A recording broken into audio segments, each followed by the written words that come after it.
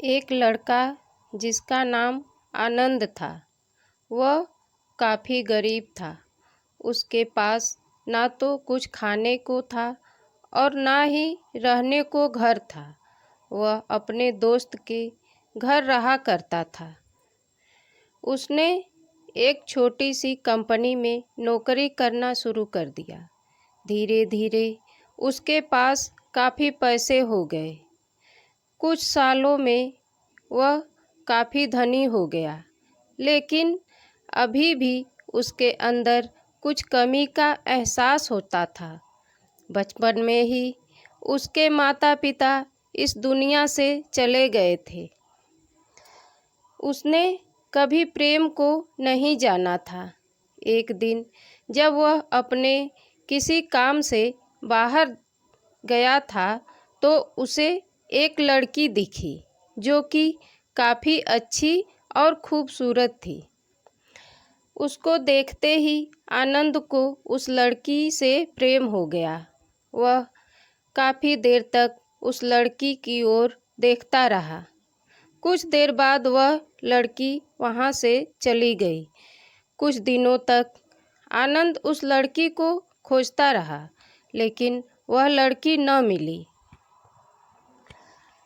कुछ दिन बीतने के बाद वह लड़की आनंद के घर काम की तलाश में आई। आनंद ने लड़की को तुरंत घर के काम के लिए रख लिया।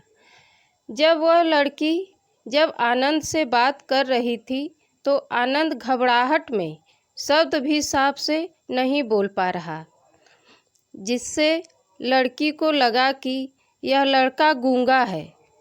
आनंद भी जान गया था कि यह लड़की हमें गूंगा समझती है। इसके साथ ही साथ यह लड़की समझ गई थी कि यह लड़का इस घर का नौकर है, ना कि मालिक है। अब जब भी आनंद उस लड़की के पास जाता तो गूंगा बन जाता है। धीरे धीरे वह लड़की आनंद पर काफ़ी रहम खाने लगी। अब उसे आनंद के लाचारी पर प्यार होने लगा, लेकिन फिर वह लड़की एक बात से डर कर पीछे हट जाती थी। इस लड़की के भी माता पिता बचपन में ही मर चुके थे।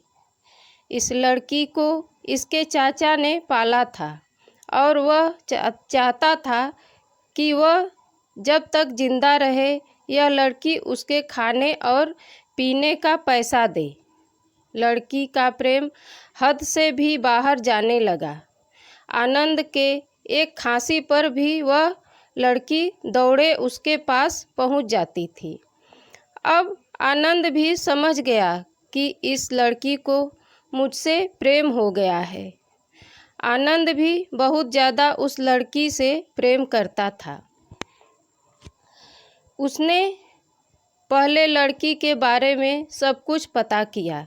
जब उसे सब पता चल गया तो वह बहुत रोने लगा, क्योंकि उसने गूंगे होने का झूठ बोला था।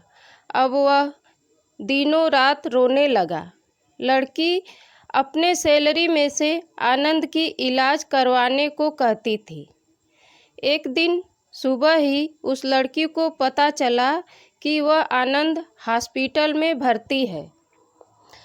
वह दौड़ते हुए जब हॉस्पिटल में पहुंची तो उसने देखा कि आनंद बेड पर बेहोश पड़ा है।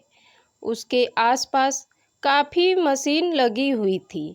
जब लड़की डॉक्टर के पास पहुंची तो डॉक्टर ने उसे बताया कि आनंद अब बोल नहीं सकता है।